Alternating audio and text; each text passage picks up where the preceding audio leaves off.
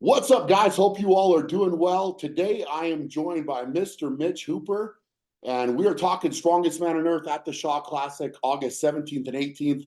The countdown is officially on. And Mitch, how are you feeling, brother? Yeah, I'm good, excited. It's always good having a big comp to look forward to, and how our calendar works out. The biggest break for us is between Worlds and Shaw in terms of our major shows. So always itchy to get back out there. I think it's pretty obvious that I like to compete in as much as possible, and that's simply because I love it. So I'm excited to get out there. I love it. I love it, man. So we've got a mix of different events this year, and there's been some different hype that's been built for sure around it. And the stage is set certainly for you guys to perform, and you are one of the guys that's got to be looking to come in here and take the win for sure. So what is that mindset like? How are you feeling about the events? How is your prep going leading up? Kind of talk us through that. Yeah, prep's been really good. Last year at Shaw, I tore a hamstring on day one, and then how injuries go, it was a hamstring, and then groin not long after, and then low back, and then all relatively minor, but things where you're not feeling 100%. And right now, I'm feeling 100% for the first time in quite a long time. So training's been going really well. Prep's been going really well. I'm really fortunate that I don't really have the big ups and downs in my training that other guys seem to have. On any given day, I can basically do what I need to do, and I think that helps give me a lot of confidence going into the event. And yeah, like you said, I think I'm one of the guys who has an inside chance to take the win. But with that many events and that many guys, you mess up one or two things, and you're going to lose a hell of a lot of points, and probably not going to be able to climb back from it. Yeah, that's definitely a different dynamic with the field of 16. And if there's a lot of pressure and one event doesn't go the right way, and you could lose easily 6, 8, 10 points. And that's, I think, the consistency with yourself is a big factor. It's like you could look at your events and even let's just call it a weaker event, you're still going to pick up big points. And I think that's part of what makes you so dangerous. Yeah, I still have the capacity to mess things up for sure, like everyone else. But in terms of going, I don't think there's anyone where a lot of other guys you can sort of say this is something they tend not to be good at. That just doesn't really exist for me. And I think a lot of it just comes down to luck. If you're a really tall guy doing overhead for reps, you got to move an implement 8.5 feet over your head, where I'm a foot less. I'm not too short to be able to load Atlas stones well. I'm just really, really lucky that way. But the thing that I think is great about having 16 guys and everyone doing 8 events is that everyone who's invited will shine somewhere in some way. I think you can go on social media and you can see, well, why is such and such not getting an invite to Worlds? They log press 475. Well, because they can't do a whole lot of other things. But in a show this caliber, everyone can do everything relatively well. And then guys will come and they will beat me at events, and they'll beat Thor at events. And you just get to learn how deep the strongman community is, and at the top level, there's a guy on a farm somewhere. I mean, Tom Haviland. There's a guy on a farm in Australia who could probably beat all of us at the farmer's walk or something. So that's always a fun little thing. I mean, say someone like Maxime in shape. He's one of the best stone loaders in the world, one of the best throwers in the world, and someone like him could really throw a wrench in some guys' day. Some guys being me. 100%. No, you're Yeah. absolutely right, man. Absolutely right. So looking at the events, what events are you the most excited about? It's funny, because it's an equal amount excited and apprehensive. Like the squat is something that I'm definitely looking forward to, but squat for max reps, we know how horrible that feels. So it'll be fun for the results on that. Something like the max stone, that's fun. I really like that. I think in stone loading, I'm a little bit slower because I think I'm just less experienced. So I can't get my hands right as quick as other people. But I think in terms of max stone, it really gives the opportunity of who's the strongest stone loader, and you can take your time. And tacky isn't as huge of a factor, I don't believe, because personally, I have a lot of issues with tacky coming off of me. But if you're only doing one, tacky is going to be decent. So for me, those would be the 2 events that I'm most excited for. Deadlift will be good. Deadlift will be fun in terms of raw max calibrated plates. I think it'll be as fun to see what I'm capable of as to see what Thor is capable of. Sometimes you just have to, yeah, at the Arnold, I've become a fan of strength sports through being exposed to it, competing, and I'm pretty open and honest about that. But going out there and just being able to watch in person Thor pull 1,000 like the bar is empty is absolutely mind blowing, and it's a privilege to see some of that stuff in person. 100%, man. Is this the first time that you'll have a squat that you've done a squat in top level strongman? In strongman, full stop. Yeah, never had a squat. Oh, okay. So you haven't had it in, but you're obviously a good squatter. So I mean, that's like this dynamic of training, and it looks like your training has gone really well for the squat. You know, so I'm curious to see. I think there's a number of guys where the squat just hasn't been very present in competition. So it's going to be very interesting to see how that one plays out.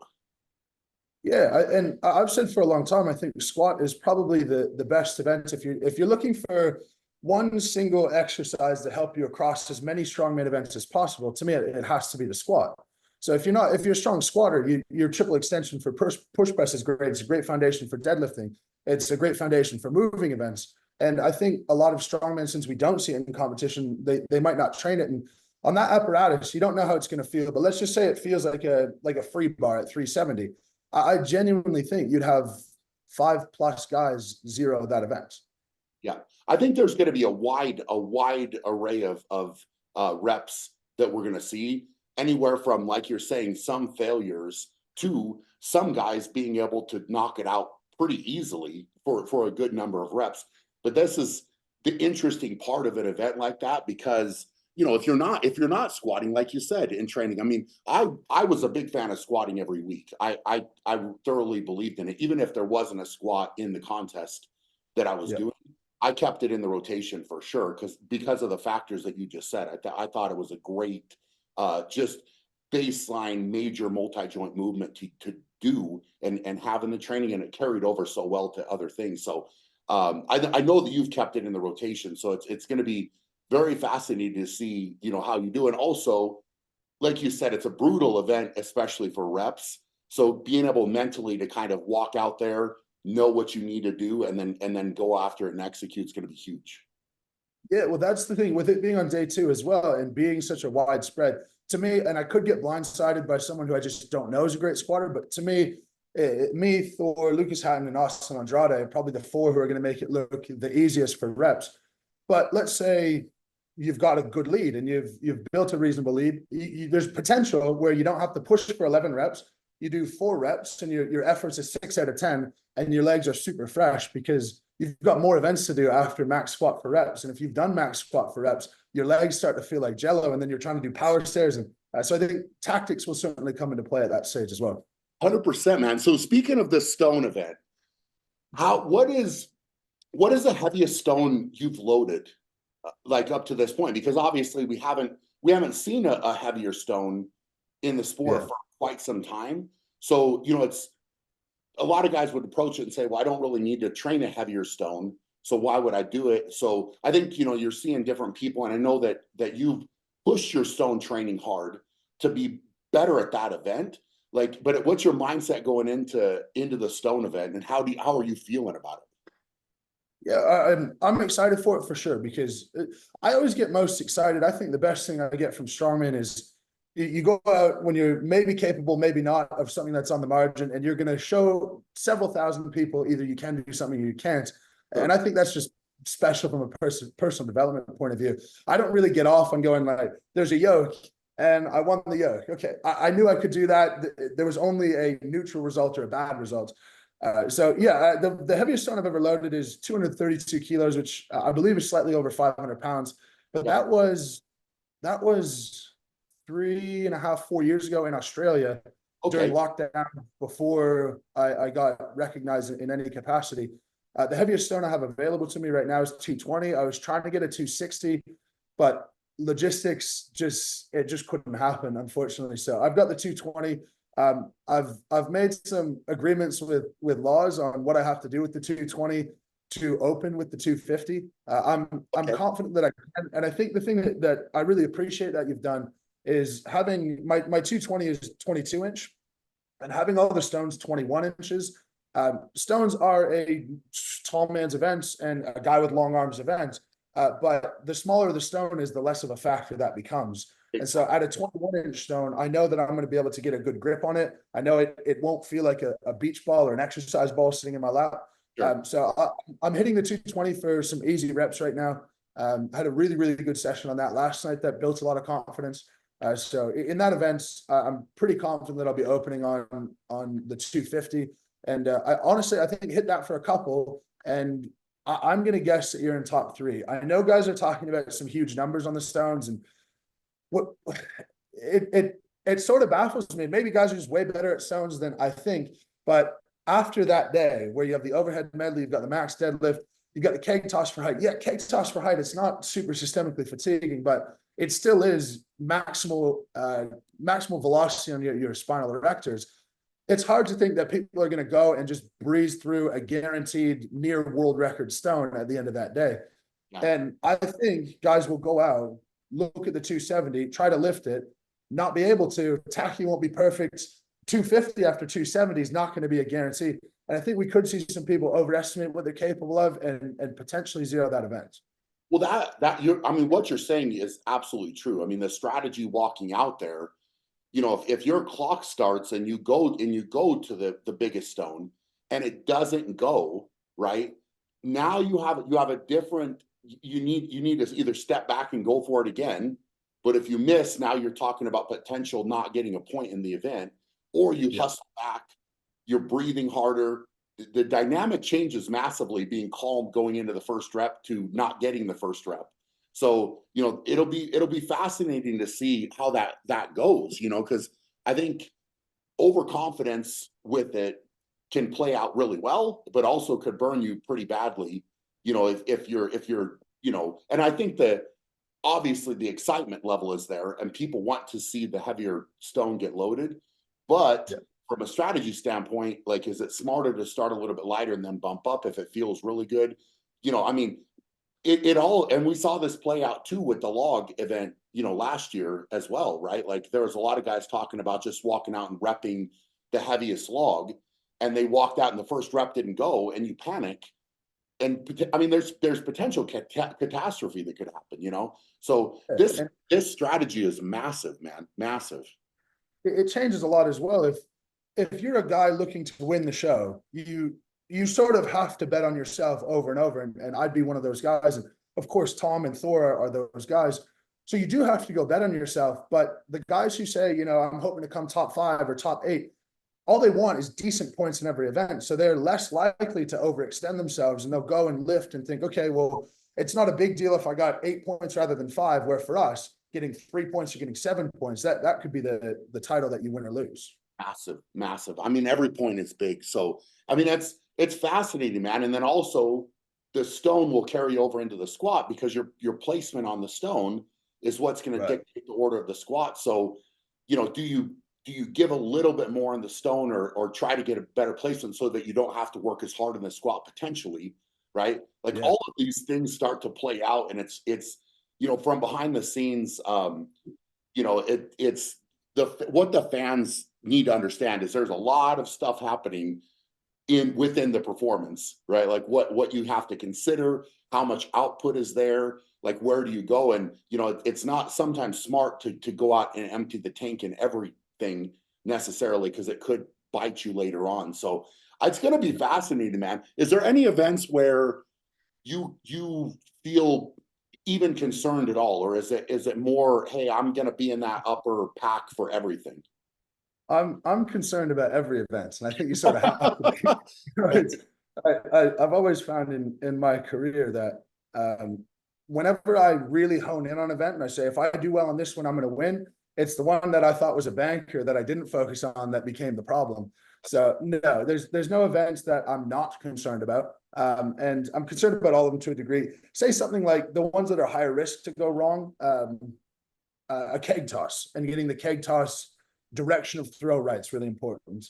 Something like a max deadlift, you being the first event, you should know pretty much exactly what you're able to do. Squats, you should be able to pretty well replicate what you think you can do when you're just pushing. The stone would be another one, you know, poor strategy on the stone, or a little bit of bravado, or a little bit of anxious energy. That can be a big problem. Say that the pacing on the dumbbells and the pacing on the overhead medley and getting that right is really important. I'm fortunate enough to be decent physically in every event and be up towards the top. So I think instead of feeling like that means I'm more relaxed about everything, I almost have to be more concerned about everything, because I don't have those just handful of banker events that I know will win. Yeah, man. I mean, well, and two, there's pressure there, but you're also, as any of the top guys are, they're going to put pressure on themselves too, right? Like that's natural, and you want to perform, and you have expectations for yourself as well, right? So it's not like there's a lot of things there, coming in, and it's different things to think about. But something like the deadlift, how do you feel about that in specific, where you can call your weights and like the strategy within that event? How do you see that one playing out? Because I think you can play the mental game for sure, right? Going in, and there's a strategy within that one, but getting out of the gate with a really good showing there. Like, what's your thought process with the deadlift? Yeah, well, just to backtrack to the show in general, people give so much attention to how heavy it is, but I also have to think more at Shaw compared to any other event that I do. It is a very tactical competition, and I think picking your own attempts falls in line with that. I also think just logistically, you guys talked about this on your roundtable. Logistically, it's much nicer for us to sort of have a general idea of when you're going to be going, and not have the elephant bar 1 hour between last warm up and first attempt. So I think it'll help get the best out of us. I like picking your own attempts because you are able to jockey a little bit for position, and I'll certainly be taking advantage of that. And in the first event, I think I can push closer to Thor than people think I can, Okay. based on how my training has gone. Yeah. I don't think, if we were on a force transducer and we were pulling a bar, I don't think I have a chance. But I think tactically I can be quite close, and my goal is really to be the second and take advantage of if Thor makes a mistake. But if you choose a bad third attempt, I know that Matt Reg, Bobby Thompson, potentially Austin Andrade, like you're losing a really solid number of points. And then you start to think, should I have an aggressive second attempt to secure good points and then try to send it on the third? But an aggressive second is going to take a lot of energy away from your third. And you can play mind games until the cows come home. But in the end, I think being the first event of 8 other heavy events, I'm thinking if I had the opportunity to pull 1,000 and push Thor to something that might make him uncomfortable, or pull 435 and secure second place points, well, I'm going to pull 435 and secure my points and save my body for the rest of the competition. Because in 6 hours, we're looking at doing a max stone, and I have to somehow find the energy to have a good result on that. 100%, man. I mean, this is the, like you said, you can talk strategy on deadlift for forever. I mean, quite literally. And hey, hypothetical here, this happens. What do you do? And it's, coming out and getting that first lift out of the way. That's the big one. And then calling that second weight, because it's always, if you could ideally lock up big points with the second pull, then it gives you some flexibility to play with on that third, and you're not worried about dropping down. Like for example, if you secure a top 3 with the second pull, it's like, all right, cool. Now I can play a little bit and have some fun, without worrying too much about missing the third and then dropping and having a bunch of guys jump you. But that's also within the game. It's like there's guys that are going to say, well, hey, I'm just going to try to chip that second attempt of some of the top guys and take the points away, Exactly. And, it changes your training quite a bit as well. And I find training for this competition, it's so hard to not get out of shape, because if I'm training for a max deadlift and I know it's the attempt selections the way that they are, well, I know that I'm gonna not have a comfortable jump second or third more than likely, because you do want your second to be out of reach for those guys who are trying to chip you. Where normally, if I wanted to pull 1,000,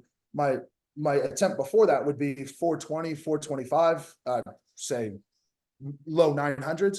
Yeah. But that opens the door. If I did that, then someone like Evan now comes in there, Tom comes in there, maybe Wes Towinski comes in there, maybe Tristan Hoth comes in there. and now you've lost like 7 points because you just thought that maybe you could pull that. And yeah, it's interesting, and it'll be an exciting way to kick the competition off for sure.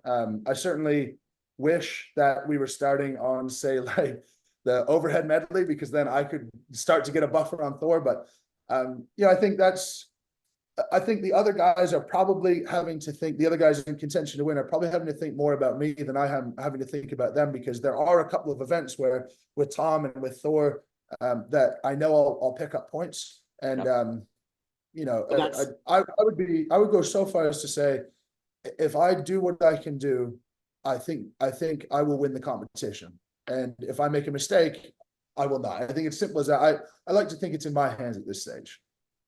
I mean, and that's a powerful mindset, man, to be able to walk in and say that is something that, you know, I know that you analyze and try to be very real about what you're capable of doing, and look at each event and break it down. And, you know, I mean, that's something that I think a lot of other guys are going to listen to this and say, hey, you know, maybe there are holes or events where, you know, there's guys looking at it and saying, I need to really make up points here or not drop too many points here, whatever. And you know, to saying, and hey, I can walk in and be consistent, and I know I'm going to pick up big points, like in a contest like this, is huge. Because again, like we said at the beginning of this, one bad event where, you know, you fall off, there's so many guys that can slip in there that it could be a massive point drop, right? And then now you're playing catch up the whole time. So it's it's fascinating, man. I mean, I know that a lot of people are excited to see this battle go down, and, you know, for you guys to get into it and really be able to bang heads and make it happen. So I'm excited, man. I really am. It's going to be a lot of fun. Yeah, no, it'd be great. And just, I mean, the counterpoint to being consistent, you and I were very consistent last year. Probably a couple of things we each would have wanted to go slightly better, but we pulled away reasonably well. But Tom zeroed the first event and got somewhat close. Trey has come near dead last on grip event every time, and he's won it twice. So whilst consistency is going to be very hard to beat, if you do lose big points on an event, those guys still have really good evidence that you can come back and do extremely well on the show. So yeah, I mean, all there is left to it is just get out there and see how it goes. Well, I love it, man. I love it. Well, I hope the rest of your prep, you know, the stuff that you've got left, you know, falls right into place, and the body, you know, continues to feel good, and you have an easy trip out here to Colorado, and you know, we're ready to see the performance, man. Everybody is. I know there's a lot of fans behind you, and, you know, people that are pumped to see this go down. So obviously wish you all the best, and, you know, everybody that's watching this, give Mitch some love in the comments. If you want any more information on anything, just click the link below the video. Obviously, the support of the contest, whether you're in there in person or you watch it online, it helps us to get back to the athletes and for the event to grow. So definitely appreciate that. Appreciate your time, Mitch, and wish you all the best in the wrap up of the prep and getting down here, man. We'll see you soon. Thanks, Brian. We'll see you soon. Yep.